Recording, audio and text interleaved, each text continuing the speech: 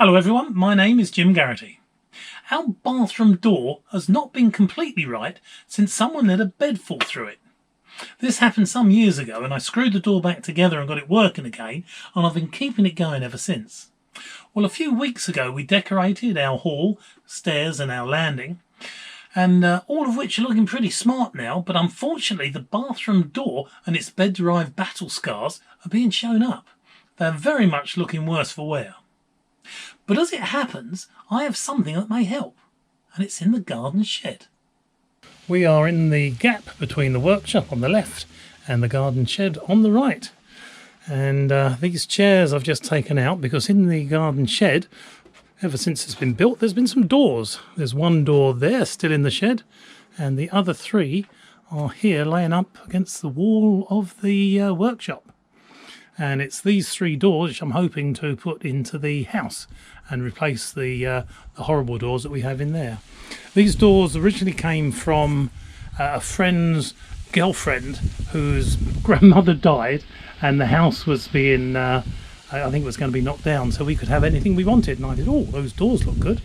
Well, that must have been 30 years ago. And ever since then, they've either been stored in the workshop or in the garden shed. And now we're going to take them up to the house. I'm going to have a look at them, make sure they're sound, joint-wise, and see what work needs to be done to them to put them in the doorways of the house. We brought 3 of the 4 doors up to the house. One door's left in the garden shed. That has a joint at the top which has started to come apart, where these 3 doors, they look fairly sound. So we brought them up to the top of the garden first, give them a good brush down to get rid of all the cobwebs and loose paint, and now bring them into the house. Now I'm hoping that these 3 doors, one will go onto the bathroom and the other 2 will go upstairs onto the 2 bedrooms that have doors.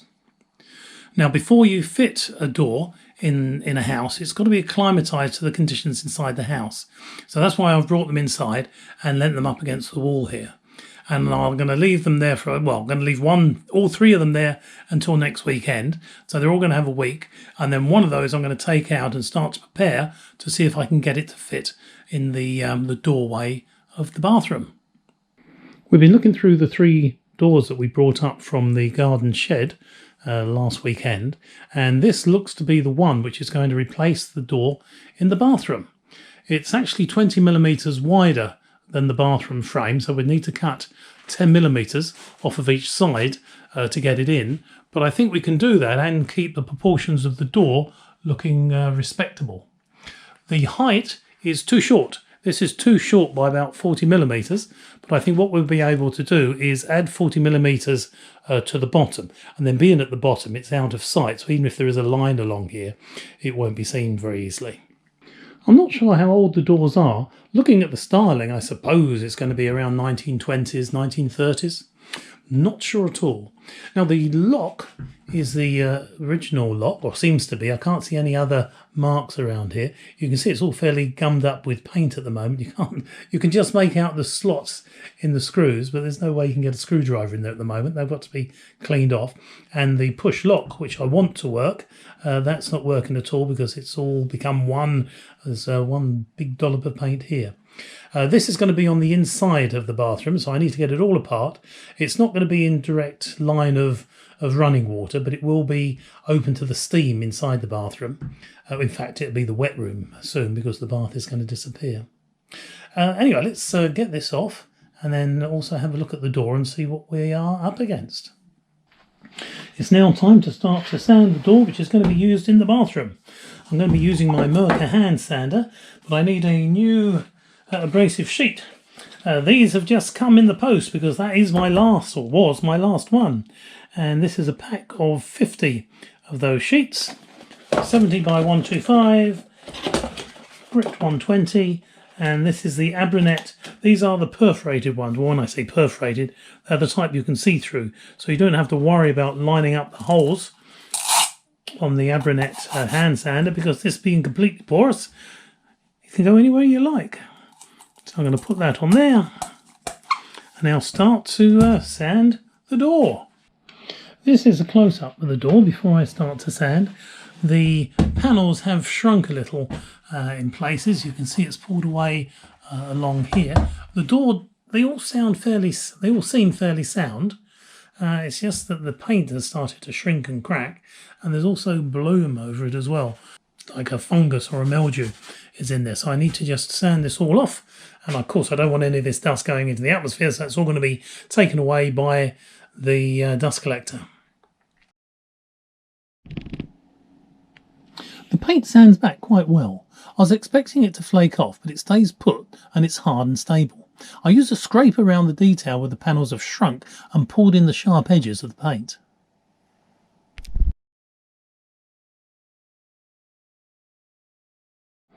I've been sanding for a while now, and you can see I've been on the bottom half of the door. The top half is still as it was.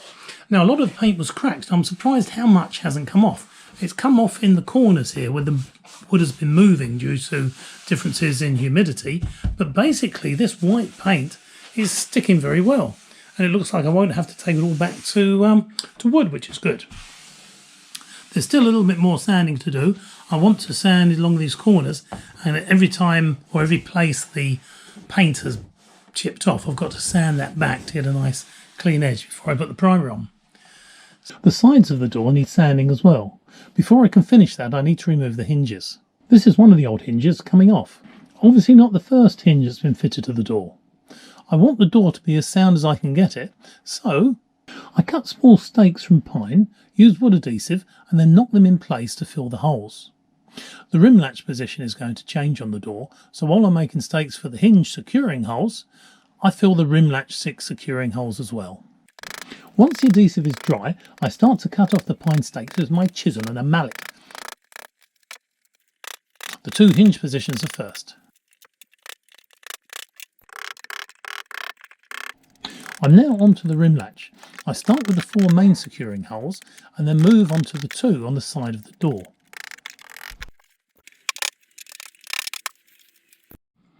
You can see here the original position of the rim latch, and it actually overhung this panel. If I put the rim latch back on its original position, which is just there, I can get my finger underneath this edge of the rim latch. Now this really should have been put on halfway through the mullion up here, and that would make everything look really quite nice. And now what I'm going to do is change its position.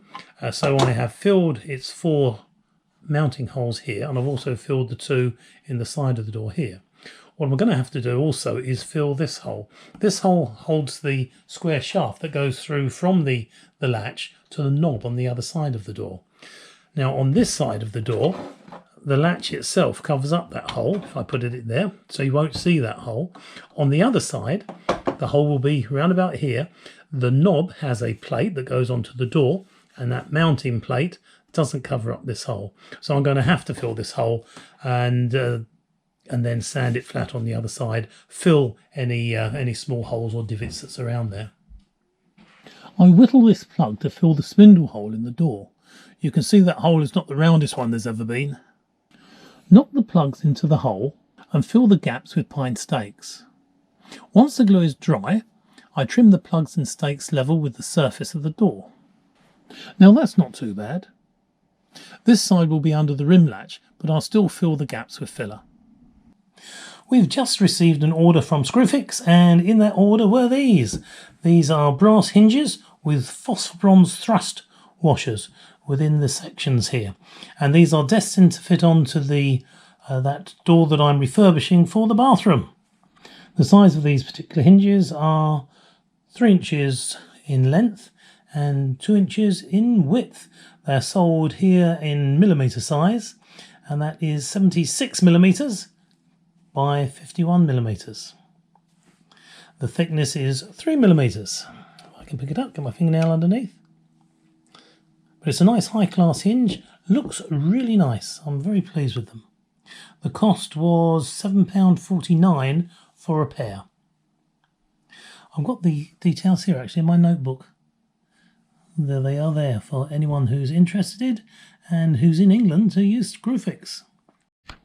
Oh, it's interesting times now. We've started to cut the door to fit into the frame of the bathroom. These are the dimensions of that frame. We've got 690 across the top and 692 across the bottom, and these are the dimensions that the door has got to fit into. Now I was told that you've got to leave 3 millimetres clearance on each side, so the door needs to be 6 millimeters narrower than the hole. Well, 690 minus 6 is 684. So our door needs to be 684 millimeters wide. The door at the moment, these are all the dimensions from that door, and you see it's 710. Now it's a little bit, well, it's a lot shorter than it should be, so I'm going to worry about that later. What I want to do is get the width first, get the width sorted. So 710 minus 684 gives us 26 millimeters. So we have to cut off 13 millimeters from each side of the door to get it to the 684 millimeters, which will fit into the door frame. So that's what I'm doing here. I marked up on this side first. This is the hinge side, and I marked in 13 millimeters, top and bottom. Made sure that I was square to the frame itself. In fact, I did it to the joints inside, because the top and bottom of the doors, you can't rely on those because they've been cut to suit the old house that this came out of. So they aren't square to the sides. So I've made sure that the side cuts that I do are parallel. So I've just cut 13 millimeters off of this side. You can see where the old hinge used to fit. In fact, you can see where I filled the holes with those pieces of wood. This is the other side now. So this is the side that was the door. And you can see the old joints come through, the old tenon joints are there. And again, the other holes from the second hinge. So all that has come off this side of the door. And now I need to cut the other side, but exactly 684 millimeters from this side. I spin the door around, mark out where the side needs to be cut, and clamp the door to the workbench. Now the door is secure, I set up the track saw and trim down the side of the door. The refurbished door has been cut parallel now down its sides, and those sides are the same distance away from the panels on both sides, so it's nice and square that way. I've now got to sort out the top and the bottom of the door. So I've taken the original door off the bathroom, that's in the hall outside. I'm actually standing in the bath to get away from the door as far as I can, so I get as much in the picture. If I get a little bit closer, let's come out of the bath without trying to break my neck. And the fan's going as well, that's the noise in the background, and we haven't got an isolation switch for that. Anyway, you can see there's quite a difference between the new frame here in our house and what was the old frame in the house where the door came from. The door is up on, there we go, there they are. I've put some wedges underneath the door, a piece of wood, then some wedge, and the same on this side, so I've lifted the door and cranked it over the appropriate amount, because that bottom is going to be off to the floor as well, but I'm going to sort that one out last. The next thing I want to do is the top, and it's looking like I need 17 mil off of this side. Take 17 mil off of that side, nothing off this side, to make it a nice slope, or it will be a slope, but then when I put it in, hopefully it will slot in quite nicely. Anyway, that's the next job. 17 mil off that side, nothing off that side, and take off a little taper bit there. So, back to the conservatory, trim, and back to the bathroom again. Pattern of the raised panels, or the panels, is, if I can get it on top of the junctions, is near enough plumb, but the actual frame itself is well out. If I lift this end, let's bring it to this end of the door frame. If I now lift this to make it parallel, by the time it gets to that end, right down here, it's like almost 20 mil up. So this piece of door frame is well out. You can see now that I've cut the top of the door, and I've taken 17 mil off of that end and nothing off of this end, and it's too thin here. It's too thin. It's actually started cutting into the tenon joint up here, so what I'm going to have to do is extend the top of the door up just to keep the proportions of the door correct. because if I cut this down, because at the moment there's still a gap here of 5mm and it's touching at this end, so I need to cut another 5mm off that end. Well, if I do that, I go even further into the tenon, and this is, you can actually see the slope there. It doesn't look particularly good. So what I'm going to do is add a bit to the top of the door here, and down the bottom of the door we've got a whole heap of room. You can see it coming, got the light pouring through there. So I think that's my plan now, is to stick a certain amount on top of here. I'll decide when I'll see what wood I've got available, and then get the proportions such that the sides and the top are similar, and then once the top is fitted, I'll then go down and do the bottom. I haven't fitted any hinges yet, but what I have done is I've biased the door up against this side of the frame where the hinges will be. Now there's a 6mm gap on this side, as there should be, because when the hinges go in, the hinge body is, or the hinge plates are 3mm thick, so when they close together that's going to be 6mm. Or the side that goes into the door I'm actually going to inlay, so that inlays 3mm, which means the other side of the hinge is 3mm out, so that'll give us a gap down this side of 3mm, which will reduce that 6mm gap down to 3mm, and everything will be nicely centred, he says, hopefully. Fingers crossed. Well, a search of the garage brought up this piece of timber here, plus a couple of others. This timber is large enough to cut down for the timber that I require for the top and the bottom of the door. Now I've got an ancient old Elu saw bench. The table of that saw bench is only 600 by 600, but it's just big enough so I could machine that timber down to this. And this is what I've just brought back from the bottom of the garden. It's 60mm wide and it is 34mm thick. The door is 33.9mm thick. So this is bang on, or will be. I can sand it down to suit the door. The next thing to do is attach this to the top of the door. We are looking down onto the top of the door that's going to go into the bathroom. Now you remember I cut a lump off the top, and that's exposed this tenon here and that one there. And we've got a joint here and a joint there. The reason I point those out is I want to hold this onto the top of the door with dowels. So that makes 5 little pockets where I can put the dowel without it interfering with anything. So that's what I've done. This piece here, I've marked it out to miss all of those features. I'm going to be using 9mm doweling. I measured it, it was actually 9.5mm doweling. I tried the drills in a piece of wood, and 9.5mm makes a nice fit, and it still pushes in, and there's sufficient room for the glue to squidge up the sides. Right, all set up, ready to extend these holes into the bottom of the door. The piece of wood that I'm putting on is held central to the door by the 2 wide clamps that we have here. So each side is clamped nice and flat, and in the centre, this is actually on top of the workbench, and this clamp is pulling this down to the workbench. So the flat surface of the workbench is keeping these flush. So that is lined up with the door as best as I can get it. Next job is to drill into the 5 holes and take those holes in 95mm, and then we'll be close to sticking it all together. That's a 9.5mm drill, and I'm going in 95mm in 5 positions. I mark the extension piece against the door to make sure I know which way round it goes. The clamps are removed, and I place the cling film on the workbench in case any adhesive squidges out of the joint. On with the wood glue. Assemble and tap in the wood dowels, and then on with the clamps to hold everything together. It's now the next morning. The glue should be dry by now, and it's time to take the clamps off and see what it all looks like.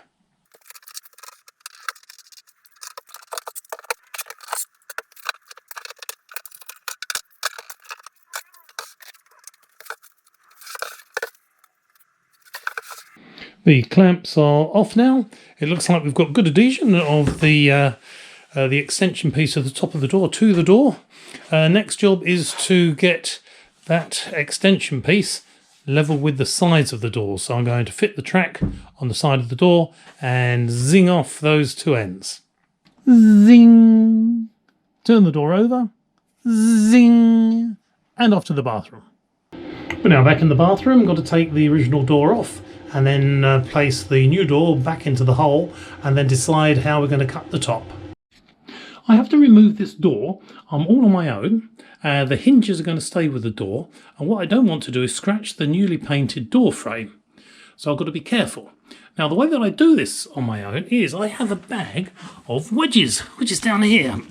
Now these are all the offcuts of wedges I've had over the year, and I tuck them in this bag. Every now and then I have to change the bag because it wears out. But anyway, I selected a wedge and put it under the bottom of the door just there, and then just pulled the door onto it. Now that took the weight, so that enabled me to take 2 screws out of the bottom hinge and 2 screws out of the top hinge.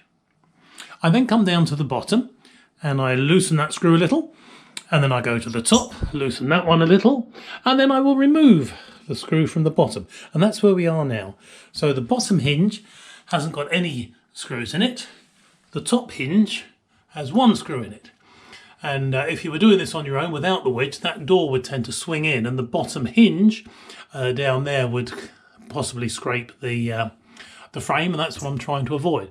Well, now what I can do is remove the last part of that screw holding onto the top of the door, and then once it's out I can take the door away from the frame, bring my other hand in, and then put it down onto the floor safely without getting the frame scratched at all. Well, what do you know, I can't get the door into the frame because it is interference fit up in that corner, and only by about 5mm or so. If we come down to the bottom of the door, you'll see that there is a big gap on the left hand side, and it's coming down and touching the floor on the right hand side. So I think what I'm going to do is take 10mm off of that side of the door, bring it back in, put it in the slot and see how it fits then. Arrive in the conservatory, set up the track saw, and zing! The bottom of the door has been trimmed. And now back to the bathroom. The door now fits into the door frame. Down the bottom we are up on 1 wedge, which is in that corner when holding it up, so we still have a little bit of a gap there, and it's touching the floor on this side. This side of the door is hard up against the frame, and we have a 6mm gap all the way up here, so they are parallel, which is good. Next thing to do is look at the top, and we are touching just here, and as we come to this end of the door, or this side of the door, we are down 7mm. So the next thing to do is drop this corner down 7mm. So I'm going to have a look at the proportions and decide whether I need to bring it all down a little bit. But whatever I do, this side has got to come down 7mm further than that side, and that should fit into the frame quite nicely. So, back in the conservatory once again. I lay the door on the workbench and then zing! Off with its head, and back to the bathroom again.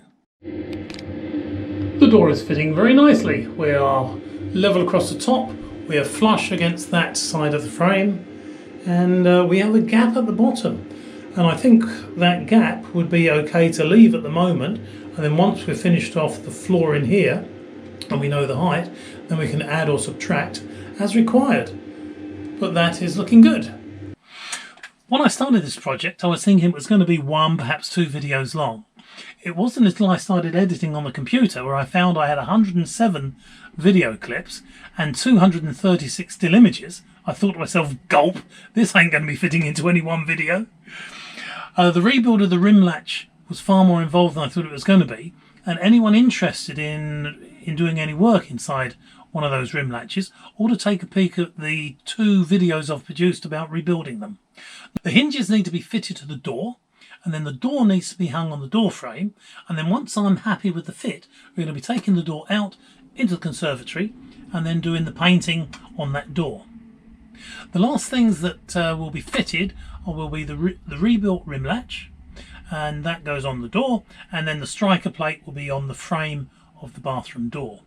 The last thing to do once they're all fitted is to put the door handles in and then adjust the door handles, and there's a little bit of a trick to doing that adjustment. Once the 2 door videos have been published, the next 2 will be the rim latch rebuild videos, and they are going to be really interesting to anyone that wants to look inside one of these rim latches. Not only do I service the whole of the rim latch inside, but with this particular rim latch there was excessive clearance between the door handle and the rim latch body itself. So I removed the bushes that are a part of that rim latch, manufacture new bushes on the lathe, and then fit those bushes back into the rim latch. Good bit of information there. Anyway, I think that's about it. So it's time to say goodbye on this one. Take care, everyone, and I'll see you next time.